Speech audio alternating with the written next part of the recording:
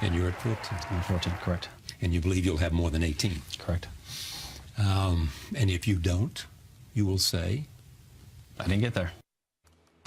Tiger Woods, he's still confident he will catch Jack Nicklaus's 18 majors, but he's been stuck on 14 major championships since winning the U.S. Open in 2008. Woods hasn't played in a tournament in more than 14 months after having 2 back procedures, and he pulled out of last week's Safeway Open after saying his game was vulnerable and not where it needs to be. Stephen A., will Tiger ever win another major? No, I think it's over. I don't believe it, but I want to emphasize that I will never be more happy to be wrong than if Tiger Woods comes back and he wins a major. I want him to win 5. I want him to surpass Jack Nicklaus' record of 18 all time.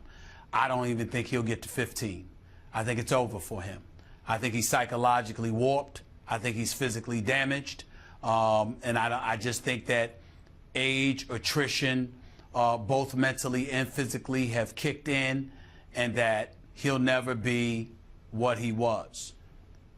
You could still win a major by never being what you were if others plummeted.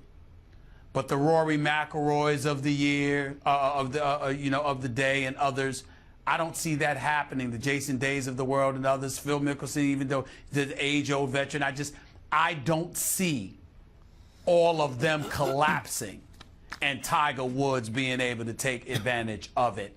I just think that he's psychologically warped. I don't think it's just as much about the physical as everybody wants to make it out to be. Certainly training to be a Navy SEALs and, being in peak physical condition and working himself to death physically may have factored into the equation. That's why he's got the back surgeries, had the knee issues, and beyond. We get all of that.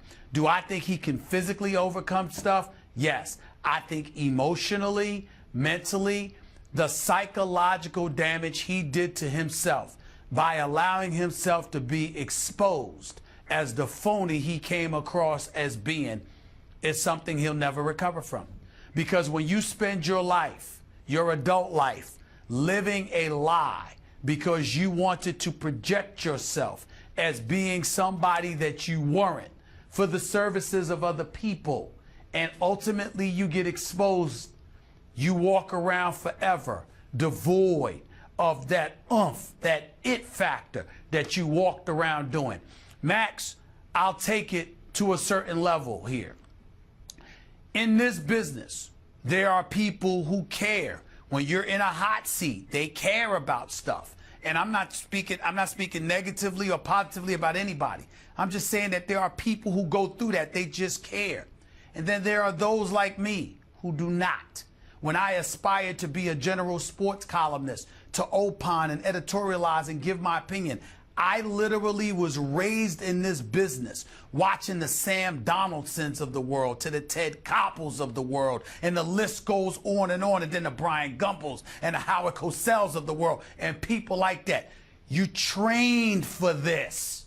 Tiger Woods walked around with that naturally. He did not give 2 cents about what he was thought of when it came to competing. He only cared about his image off the playing field. And then when that was exposed and it was compromised, everything fell apart.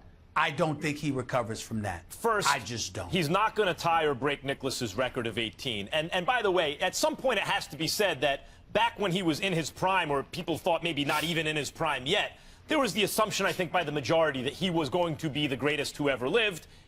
But more conservative observers of golf, who know a lot more about golf than me, were saying, pump the brakes a little bit.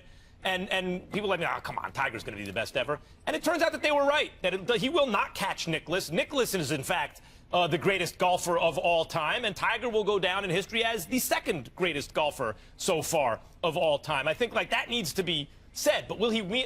And by the way, here's an irony of the situation Tiger Woods finds himself in. He's going to be a victim of the Tiger Woods effect, because today, although golf is the least athletic sport, if you consider it a sport and not a game, it is sporting, certainly.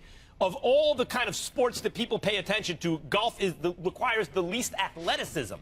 But because of Tiger Woods and the way he popularized the game and how famously he was in such great shape for a golfer. A lot of athletes put golf clubs in their kids' hands at a young age instead of footballs or baseballs or basketballs. No. Here's a golf club. And so now those kids have come of age, and you have McIlroy and Spieth and better athletes now at younger ages playing golf. And now Tiger has to compete against them. And I think he largely created that climate. I have a question for you. Yep. I need you to answer this for me. Jordan, Spieth and McIlroy and those boys, I get that point.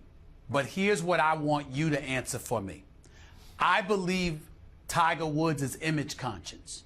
I think that when you want mass appeal, particularly in this country and globally, a vast majority of American citizens are white. There are folks everywhere, obviously, who are white.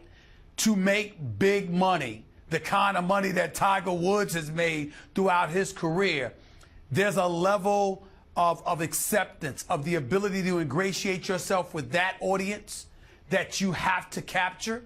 I think Tiger had it. I think as a result, it made him even more image conscious. And when everything fell apart, I believe he walks around not even comfortable in his own skin, and I believe it has compromised his game. I agree with that. To that you say what? I agree with that, and I think he needs to get back to being whoever he is. If that's modest, if that's a braggart, if that's a freak, if that's a straight down the line guy, he has to be that guy, and then he'll get back to the best version of himself. I just want to quickly say, I do think he will win another major before he's done. At least one more. Because Nicklaus was in his mid-40s when he came from behind, shot a 30 on the back nine to come from behind to win the Masters. The point is, in golf, one good day, and you can beat the field. And I think Tiger has at least some good days left in him. One. Mentally. They didn't have those problems. He has. We shall see. We got to leave it there, gentlemen. More First Take after the break. Stay with us, won't you? Big game in the desert this Sunday night when the 3-3 Cardinals host the 4-1 Seahawks. Is this game a must-win for the Cards? Max Kellerman. Of course, and I don't think they will win it. And this is why a lot of people, including our very own Molly. I know. But like many people did like the Cardinals at various points in the offseason. I picked them to go to the Super Bowl. A lot of people, they may have even been the overall favorite to win the Super Bowl this year, according to many lights. I just didn't like what I saw from Carson Palmer in the playoffs last year, and I just prefer Seattle to Arizona in that division, and just period.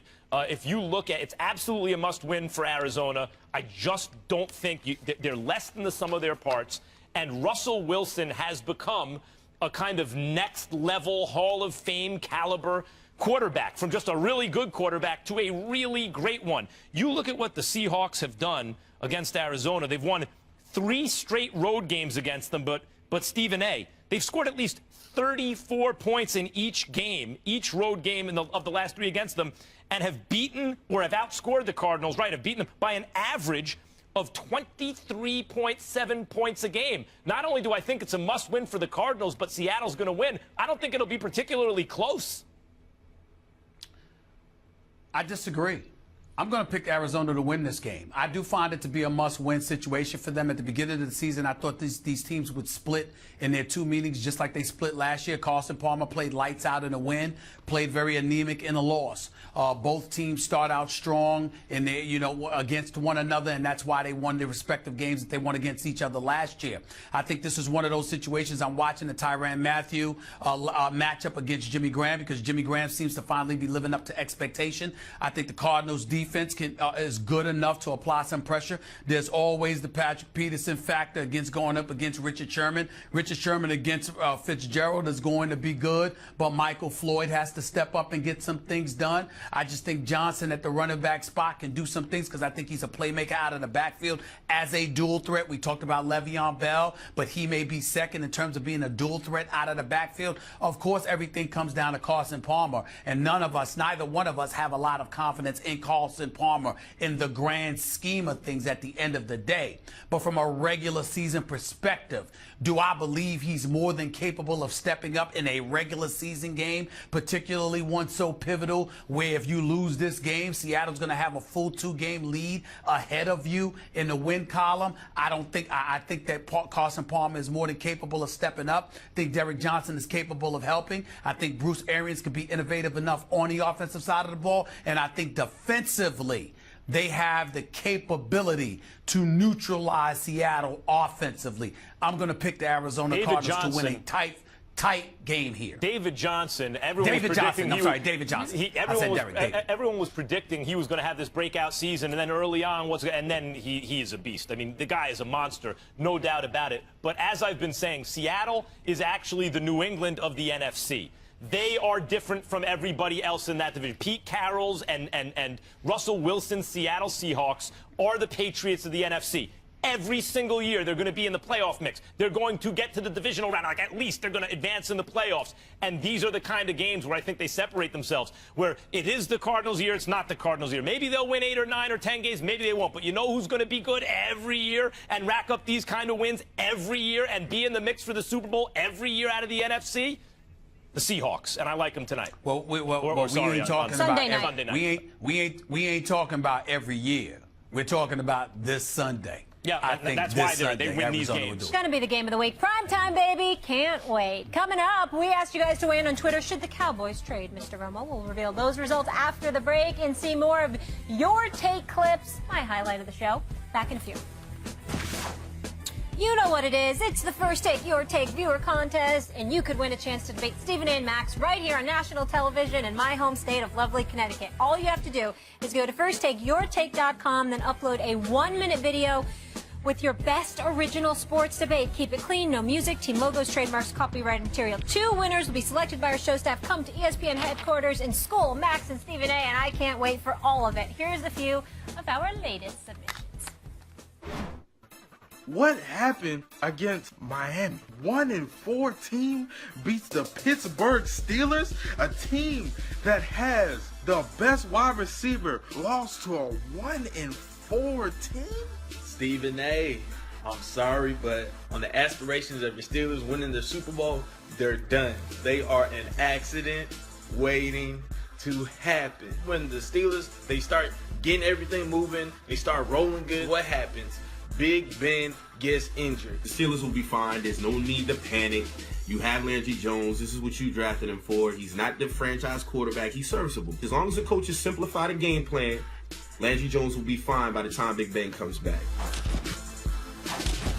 Oh. All right, hold on. He shut it down. He hit you right in the face. Hold on. That last brother right there, what the hell he think he doing trying to look like Odell Beckham Jr.? All right, the hairdo, that ain't working. That ain't working. That ain't working. No number one was one. paying And attention to number that. They all heard the Steelers are an accident waiting to happen. I'm not worried about that. Number 2, where are the ladies? I saw no ladies in any of those videos from the day. Where are the ladies? Ladies, we want to hear from you. Way to gloss over the Steelers thing. Real quick. He's been sending in some good videos. Yes, we need more of them. We asked you guys to should the Cowboys trade Romo?